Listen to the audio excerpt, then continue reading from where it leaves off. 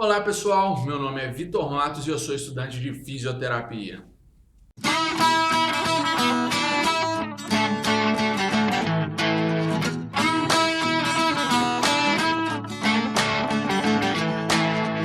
Certo pessoal, hoje a gente vai trabalhar dentro da disciplina de neurofisiologia, tá certo? E a matéria será receptores sinápticos, beleza? Vamos lá.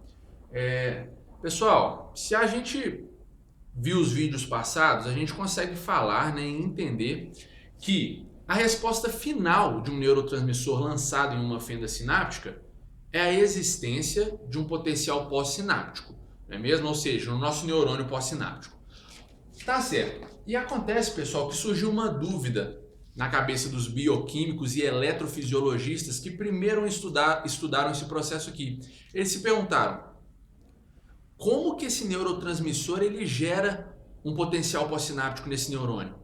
Entenderam? Porque eles entendiam, né? Até aqui a gente entendeu aquele processo de conversão da informação que está sendo transmitida, não é mesmo, pessoal? A informação elétrica chega no nosso neurônio, então tem um afluxo de cálcio dentro do nosso neurônio, aí o cálcio se relaciona com as vesículas neurotransmissíveis, essas vesículas lançam esse neurotransmissor na fenda sináptica, beleza. Então, a partir do cálcio que tem essa conversão da informação elétrica para a química. Mas no momento que esse neurotransmissor está na fenda sináptica, tem a reconversão da informação, porque ele se encontra com o neurônio pós-sináptico e então gera um potencial pós-sináptico.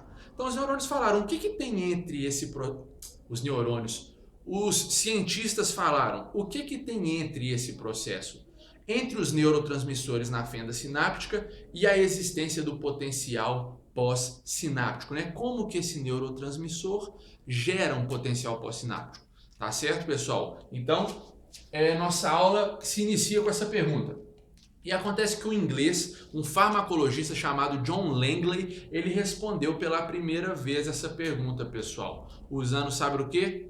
A lógica, pessoal. A lógica, tá certo? Essa que é a vantagem de ser pioneiro em qualquer pesquisa, né? A gente ganha prêmio, a gente fica famoso por falar obviedades, né? E foi assim com esse cara. Esse cara falou assim, galera, com certeza existe um elemento, existe uma estrutura na membrana plasmática desses neurônios pós-sinápticos que vão reagir quimicamente com esses neurotransmissores e vão criar esse estímulo elétrico no nosso neurônio, tá certo, pessoal? O cara foi massa, né? Ele merece o título, sim, sem dúvida. E até hoje a gente admite esse pensamento dele, né? Criou-se então o termo receptores sinápticos, que são esses elementos falados por Langley, né, naquele tempo lá em 1906, né, o cara já tinha criado esse pensamento, e então são esses elementos que ficam nessas células pós-sinápticas. Vamos definir receptores então. Receptores, pessoal, são complexos proteicos, tá bom? Normalmente eles ficam na membrana pós-sináptica desses neurônios e eles carregam a função de reagir quimicamente com os nossos neurotransmissores, possibilitando o transporte iônico, né, nesses neurônios e, por consequência, o potencial pós-sináptico na nossa célula. Beleza? Esse é o conceito de receptores sinápticos. Agora, pessoal, vamos conhecê-los, tá certo? O fato é que existem dois tipos deles. Existem os neurônios, os receptores, perdão, metabotrópicos, tá certo? Que já está escrito ali. E existem também os receptores ionotrópicos. Ionotrópicos, pessoal, tá certo? São esses aqui. Então, no nosso desenho, a gente tem aquela dupla membrana fosfolipídica, não é, pessoal? Da nossa célula, do nosso neurônio. E aqui em vermelho são os nossos receptores. Vamos falar e aprender sobre eles. Tá certo. O receptor ionotrópico. A primeira coisa que a gente tem que saber sobre os dois, pessoal, sobre ambos os receptores, eles são dependentes de ligantes, ou seja, os dois eles só vão começar a trabalhar a partir da presença de um ligante, que é um neurotransmissor ou qualquer molécula semelhante a eles, tá? Beleza. Então, a primeira coisa agora que a gente tem que saber é sobre o nosso receptor ionotrópico. Ele, pessoal, é um receptor que é um canal. O que isso quer dizer? O próprio receptor é um canal. A molécula que vai receber o nosso neurotransmissor é a molécula que vai se abrir, possibilitando a passagem dos íons, tá certo? Então, o elemento receptivo ionotrópico, ele é receptor e canal iônico, beleza? Só para a gente entender isso, porque isso vai nos ajudar a sacar todo o sistema que acontece. Galera, neurotransmissor chegou na fenda sináptica, ele avançou e encontrou o nosso receptor ionotrópico. Aqui, ó, ele se ligou a ele, ó. Se ligou a ele. Beleza. No momento em que nosso neurotransmissor se ligar ao nosso receptor ionotrópico, pessoal, ele vai gerar uma mudança conformacional do nosso canal, do nosso receptor. Ou seja, ele vai mudar a morfologia desse canal. No momento em que o neurotransmissor se liga a esse receptor, ele vai abrir. Tá certo? O canal só abre com o ligante, com a presença desse ligante. Então, no momento em que ele se abre, ele possibilita a passagem desses íons. Tá certo, pessoal? Vale a pena comentar que esses receptores, que esses canais aqui dependentes de ligantes, pessoal, eles não são tão específicos quanto aqueles canais dependentes de voltagem que nós já falamos nas outras aulas, vocês lembram? Esses canais aqui, no momento em que tem o acoplamento desses neurotransmissores, eles possibilitam a passagem de alguns íons e não apenas um íon. Entende? Então, a resposta que vai ser gerada nesse neurônio, pessoal, vai depender da predominância desse fluxo iônico. O que isso quer dizer? Vamos entender aqui. Vamos supor que isso aconteceu. O nosso canal foi aberto por causa do acoplamento do neurotransmissor no receptor. Então, vamos falar que predomina o afluxo de sódio no nosso neurônio. Se a predominância for do íon sódio, pessoal, vai gerar o que no nosso neurônio?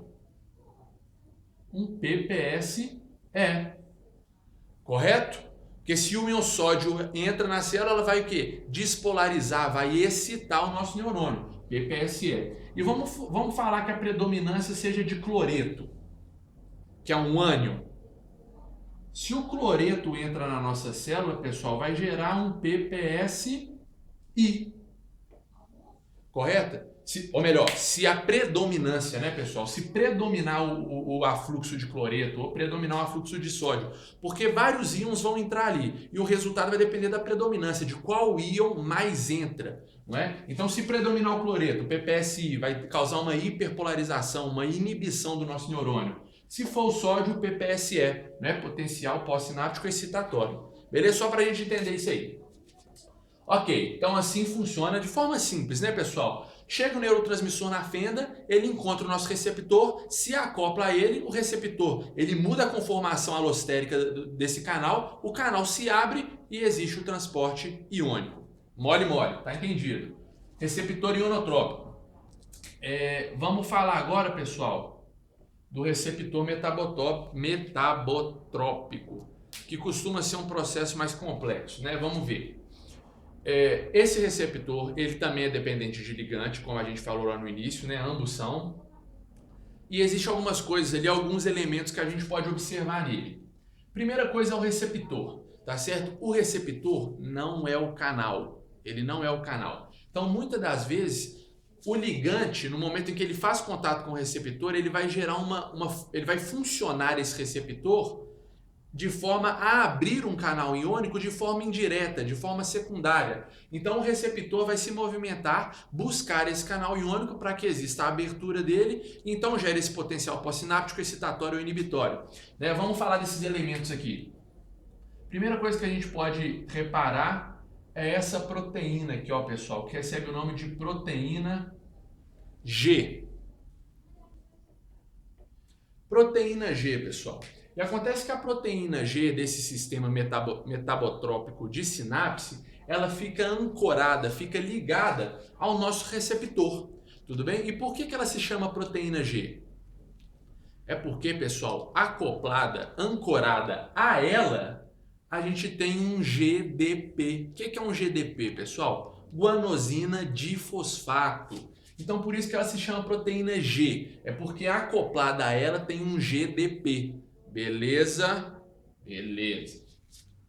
Então, isso aqui, né, acoplada à proteína G, é um GDP. Estamos sabendo.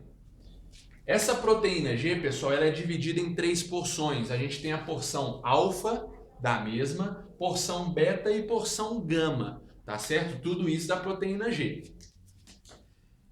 Isso aqui, pessoal, é uma outra proteína que recebe o nome de proteína efetora. Tá certo, pessoal? Proteína efetora. E acontece que o desfecho da nossa sinapse química metabotrópica tende a existir, se relacionar com essa proteína efetora. Costuma ser ela que finaliza ali, que, né, o desfecho dessa sinapse está relacionado com ela. Beleza. Então vamos simular aqui os acontecimentos. Neurotransmissor na fenda sináptica. Esse neurotransmissor se encontra com o nosso receptor, ó, se encontrou e se acoplou a ele. No momento em que isso acontece, também vai gerar uma mudança conformacional alostérica do nosso canal, ou seja, vai mudar a morfologia, a forma desse canal. Como que isso acontece? No momento em que o neurotransmissor se acopla a esse receptor, ele vai ativar a proteína G, pessoal. No momento em que tem a ativação da proteína G, o nosso GDP, que é a guanosina difosfato, ela vai ganhar um fosfato. Então ela vai passar de GDP para GTP. Tá certo? Ou seja, GDP, guanosina difosfato, ela vai passar para GTP, guanosina trifosfato. São 3 fosfatos agora. Quando isso acontece, quando a guanosina ganha esse fosfato, a porção alfa da proteína G, só a porção alfa, vai avançar e vai se encontrar com a nossa proteína efetora. No momento em que essa porção alfa se encontra com a proteína efetora, ela vai ativá-la, tá bom? Vai iniciar o serviço e o trabalho da proteína efetora. Que então essa proteína efetora, ela vai criar todo o desfecho, né? E vai orientar essa transmissão sinapse química. Tudo bem, pessoal? Frequentemente, galera, essa proteína efetora é um canal iônico. Então, no momento que a porção alfa da proteína G ativa-se através do neurotransmissor acoplado ao receptor, essa proteína se abre, possibilitando a transição iônica. Tudo bem, pessoal? Assim acontece a sinapse química metabotrópica. Vale a pena a gente comentar algumas diferenças entre elas, pessoal. A primeira e a mais explícita seria a velocidade de ação. Tá certo? Acontece que a sinapse química ionotrópica ela é muito rápida. Em menos de 1 milissegundo, pessoal, isso aqui está feito. Tá certo? A transitividade, né? Esses íons já rodaram, já mudaram de meio.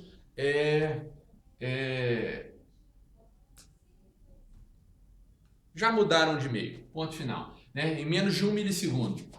Já aqui nesse sistema metabotrópico de sinapse, pessoal, toda essa movimentação acontece em dezenas de milissegundos, né? Demora muito mais. Vale a pena comentar que existe ainda um processo que continua a partir dessa proteína efetora, que envolve uma substância sinalizadora que se chama segundo mensageiro, tá certo? Quando essa proteína efetora ela não é um canal, ela é apenas uma proteína, ela vai se movimentar e vai encontrar com esse segundo mensageiro, que esse segundo mensageiro vai iniciar um serviço que relaciona com o retículo endoplasmático rugoso do nosso neurônio, não é mesmo? Então ele vai mudar a conformidade do metabolismo desse neurônio e que esse processo demora muito mais. Tá certo, pessoal? Isso que a gente tem que entender.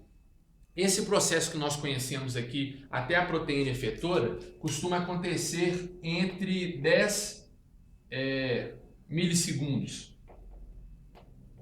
Tá certo? Se avançar e envolver um segundo mensageiro, pode chegar até 30 milissegundos, pessoal. Tá certo? É muito maior o tempo. Aqui é menos de 1 milissegundo. no processo ionotrópico, tá certo? Então, vamos falar de mais algumas diferenças. A sinapse química metabotrópica, ela envolve um segundo mensageiro, né, que é aquele elemento sinalizador que eu falei. Ela envolve uma proteína efetora, envolve a proteína G, tá certo?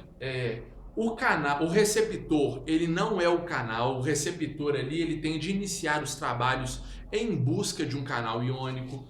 O receptor aqui na sinapse ionotrópica é o próprio canal, né, o que otimiza, o que acelera todo o processo, tá certo? O processo ionotrópico é um processo direto, metabotrópico indireto, não é mesmo? Porque envolve o serviço de outros elementos. Ok, enfim, então é isso aí.